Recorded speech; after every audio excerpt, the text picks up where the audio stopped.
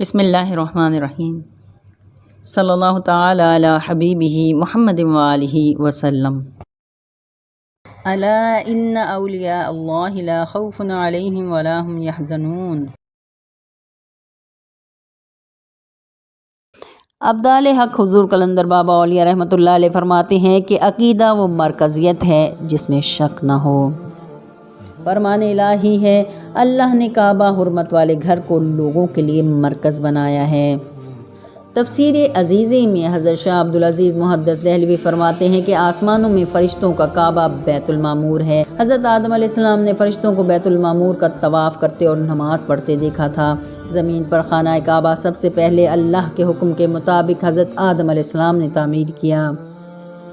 طبرانی نے عبداللہ ابن عمر سے اس کو روایت کیا ہے۔ تاریخ ابن عساکر میں اس کی تفصیل اس طرح درج ہے کہ جب حضرت آدم علیہ السلام بہشت سے زمین پر آئے تو معافی تلافی کے بعد عرض کیا کہ میں تسبیح، تکبیر، تحلیل، لا الہ الا اللہ کو زمین پر نہیں سنتا ہوں جس طرح آسمانوں پر سنتا تھا، اور نہ ہی یہاں کوئی طواف گاہ ہے جیسے آسمانوں پر بیت المعمور ہے۔ اللہ نے فرمایا، جس مکان میں ہم نشان دیں گے اس کو کعبہ بنا اور اس کے گرد طواف کر اور اس کی طرف منہ کر کے نماز ادا کر۔ پھر جب جبرائیل علیہ السلام حکم ربی کے تحت حضرت آدم علیہ السلام کے پاس آئے اور حضرت آدم کو مکان کعبہ میں لائے اور اس زمین پر اپنا پر مارا تو زمین کی 7ویں تہہ سے اوپر تک اس کی بنیاد پڑ گئی۔ پھر فرشتوں نے اس کو زمین تک بڑے بڑے پتھروں سے بھر دیا۔ اس کے بعد اللہ نے بیت المعمور کو آسمان سے نازل فرما دیا اور حکم دیا آدم اور اس کی اولاد اس کے گرد طواف کرے اور نماز ادا کرے۔ طوفان نوح کے وقت بیت المعمور کو آسمانوں پر اٹھا لیا گیا اور حضرت ابراہیم علیہ السلام نے حضرت جبرائیل کی نشاندہی پر دوبارہ کھدائی کی اور حضرت آدم علیہ السلام کی تعمیر کردہ بنیاد پر اثر نو خانہ خدا کی تعمیر کی۔ یہی قبلہ اول ہے اور یہی قبلہ آخر ہے۔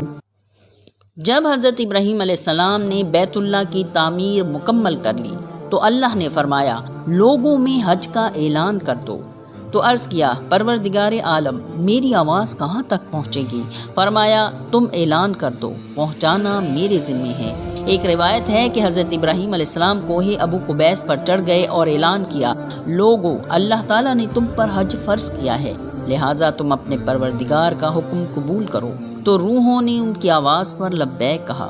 بس قیامت تک حج کرنے والے وہی لوگ ہیں جنہوں نے اس روز حضرت ابراہیم علیہ السلام کے اعلان پر لبیک کہا۔ قرآن مجید میں تقریباً 27 مرتبہ حج کے بارے میں فرمایا گیا ہے۔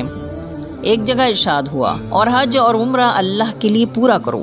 نبی کریم صلی اللہ علیہ وآلہ وسلم نے فرمایا، حج کیا کرو، کیونکہ حج گناہوں کو اس طرح دھو دیتا ہے جیسے پانی میل کو دھو دیتا ہے۔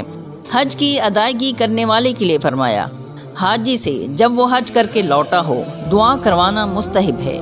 ایک اور جگہ ارشاد فرمایا، حاجی اپنے گھر والوں میں سے 400 افراد کی شفاعت کرے گا۔ حضرت عبداللہ ابن عباس فرماتے ہیں کہ مکہ شہر عزت و تکریم میں دنیا جہان کے شہروں سے بزرگ و برتر ہے، چونکہ اسی کو پھیلا کر قرۂ ارضی وجود میں آیا، اسی لیے اسے ام القریٰ کہا جاتا ہے۔ حضرت ابو ذر غفاری نے رسول اللہ صلی اللہ علیہ وآلہ وسلم کی بارگاہ میں عرض کیا، سب سے پہلے کون سی مسجد بنائی گئی؟ آپ صلی اللہ علیہ وآلہ وسلم نے فرمایا، مسجد الحرام۔ پھر حضرت ابو ذر غفاری نے دریافت کیا، اس کے بعد فرمایا مسجد بیت المقدس۔ پھر آپ صلی اللہ علیہ وآلہ وسلم نے مزید فرمایا، جہاں کہیں نماز کا وقت آ جائے نماز پڑھ لیا کرو، ساری زمین مسجد ہے۔ مرشد کریم الشیخ عظیمی بابا جی صاحب فرماتے ہیں کہ خانہ کعبہ اللہ کی مرکزیت کا ایک سمبل ہے، جبکہ طواف کعبہ میں شعور اور لاشعور میں روشنیوں کا ہجوم ہو جاتا ہے۔ روشنیوں اور نور کے ذخیرہ ہونے کی وجہ سے روح مشاہدہ حق میں مصروف ہو جاتی ہے۔ بیت اللہ شریف پر ہر لمحہ ہر آن انوار و تجلیات کا نزول ہوتا رہتا ہے۔ فرشتے ہمہ وقت طواف کرتے ہیں۔ انبیاء کرام اور اولیاء اللہ کی ارواح طیبہ طواف کعبہ میں مصروف رہتی ہیں۔ طواف کعبہ سعودی اور نزولی دونوں کیفیات پر مشتمل ہے۔